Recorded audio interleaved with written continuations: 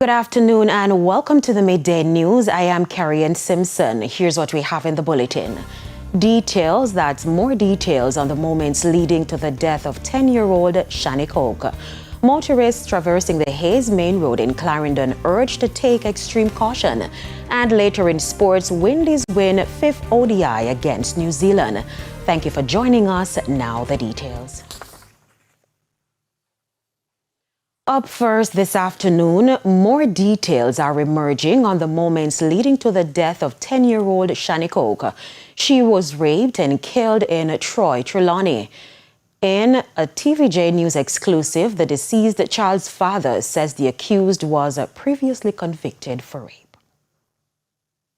Quiet farming community of Troy district in Trelawny has been rocked with grief. The life of 10-year-old Shani Coke, a student of Troy Primary School, was cut short on Tuesday.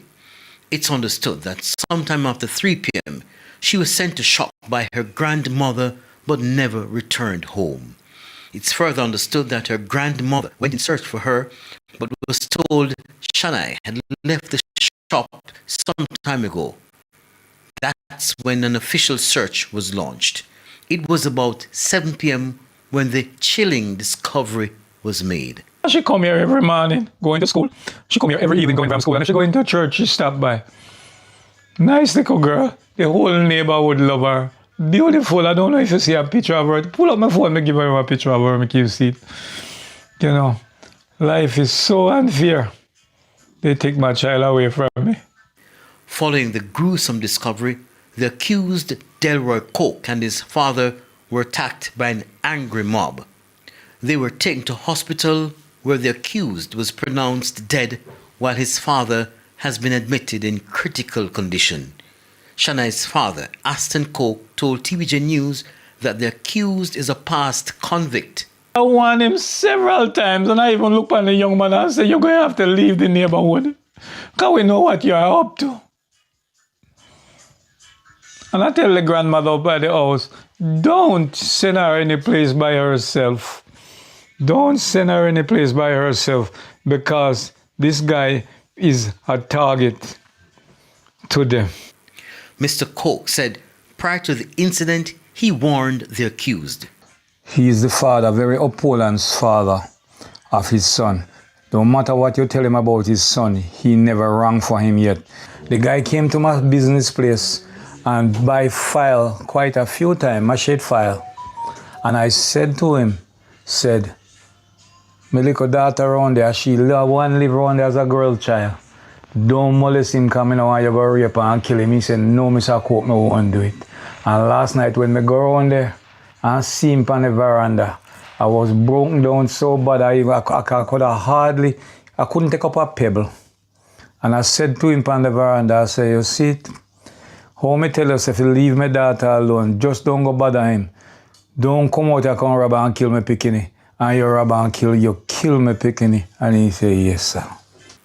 In the meantime, as the community mourns, the Trelawny police are warning residents against resorting to jungle justice when such incidents arise.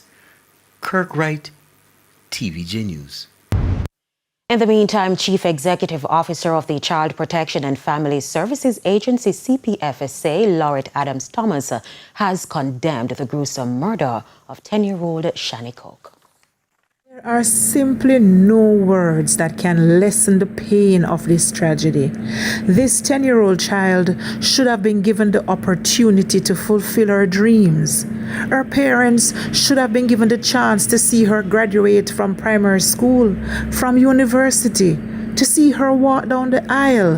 Instead, she was made to become a statistic, another victim of unspeakable violence. We cannot continue to accept these horrific acts as a normal part of our society. Every time a child is abused or murdered, we fail in our collective duty to protect those who depend on us most.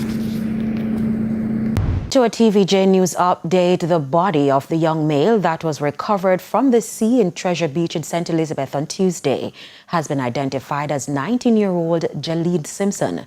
Jaleen was a Caribbean Maritime student who was on a Grace Scholarship at the school. Now, it's reported that 2 young men from the area tried to save him, but unfortunately, he was dragged away by a current. To other news, Director General of the Office of Disaster Preparedness and Emergency Management, Commander Alvin Gale, sought to provide details on the Support Jamaica website, which was launched following Hurricane Melissa to coordinate international and local volunteer efforts and financial donations. In an information technology audit report, the Auditor General found significant information security, access control, and data protection vulnerabilities. Responding to questions from members of the Public Accounts Committee, he says steps have been taken to improve the systems.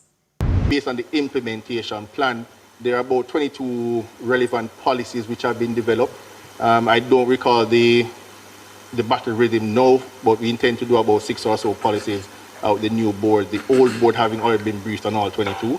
But there is in place an implementation plan regarding the more pertinent ones to get those definitely to the wicket at the next meeting. This approach is multimodal. It's not directly specific to Support Jamaica. Whilst some efforts, for example, the DEED and the DPA appended are specific to Support Jamaica, the broader policy aspects are for broad IS matters. Now, as of January 2026, the website received $71.3 million Jamaican dollars and US $1.39 million in donations from more than 16,900 donors. The AG report raised concern about who has access to this information.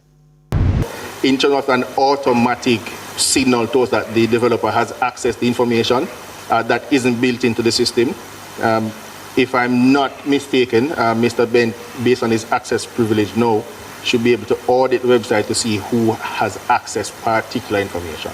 And is the website still open for donations, meaning somebody could come on today and still make a contribution? Yes, the website is still open for contributions. Okay.